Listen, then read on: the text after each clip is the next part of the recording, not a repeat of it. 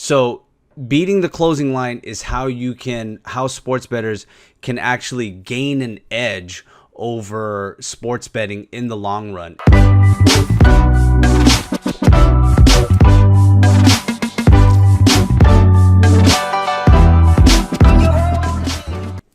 What's up, guys? This is Ken Manube with Picking Duck, here to help you guys out with more betting tips and strategies. Last night was Game 3 of the NBA 2019 Finals. It was the Warriors at home versus the Raptors. Warriors opened up at -6. They closed out at a -3. Where were you at in that spread? Did you take Toronto? Did you take the Warriors? I personally took the Warriors at -4.5, but I should have waited right before game time and got it at a -3 or better if possible. Now, what that is called, it's called beating the line, beating the closing line. So beating the closing line is how sports bettors can actually gain an edge over sports betting in the long run. And the more you can beat that closing line, the more you can guarantee profits for yourself and for you as a sports bettor in your winnings. Now, let me tell you about the spreads themselves. So spreads are basically designed to create a 50-50 effect where it's like a coin flip, right? So the closing line for that game was -3. Of course, Toronto, they killed that spread. But usually what they set the lines at is to be a coin flip. Maybe Golden State usually would win by 3.5. But that creates a 50-50 situation where, where the spread is so close to what the game finally ends at. Now, let's say if you won only 50% of those bets, you would actually be a loser in your wallet, and that's because you're always paying juice. You're paying that commission to the sports book every time you make those bets. But let's imagine all the games that you had a push on. That basically it ended at, let's say in that example, it ended at 3-point spread and you pushed on it. Now, if you beat the closing line, let's say you had a 2.5, then that would turn that push into a win.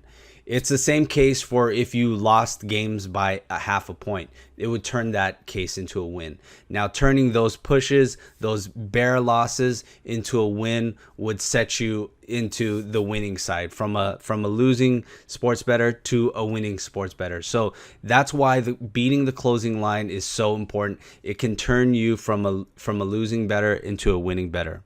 Now, beating the closing line is easier said than done.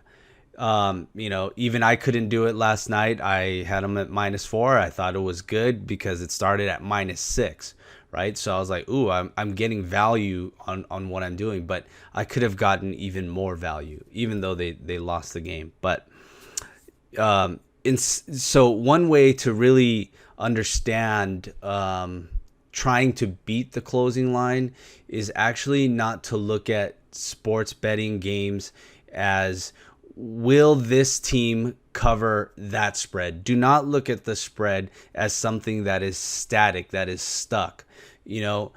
Take a look at the spread and think, where will this spread end up, right? So it opened at a -6, and when those lines open up, will this spread go towards -8 or will it go towards -4?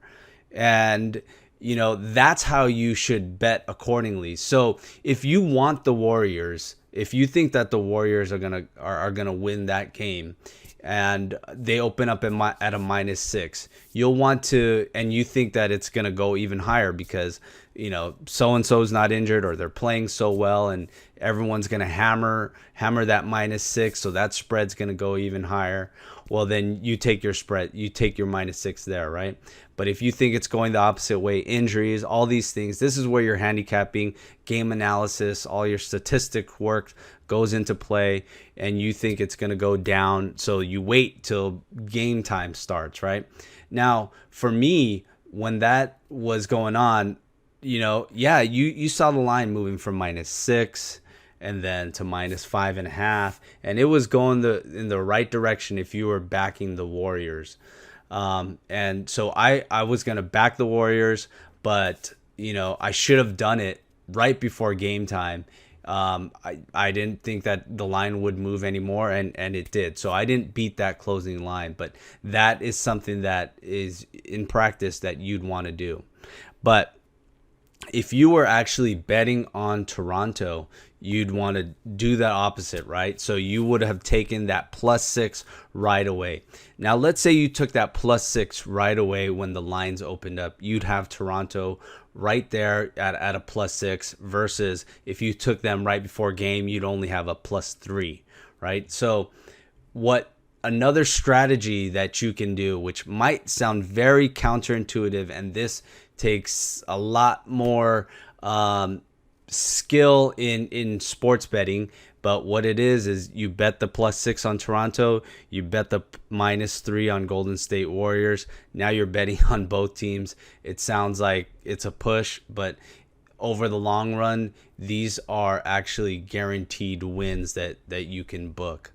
Now that wasn't the case last night when Toronto blew them out, but that's a different strategy that I'll talk to you guys about another time. But for now, focus on trying to beat the lines, beat the closing lines, and that will help give you that little extra edge in your sports betting.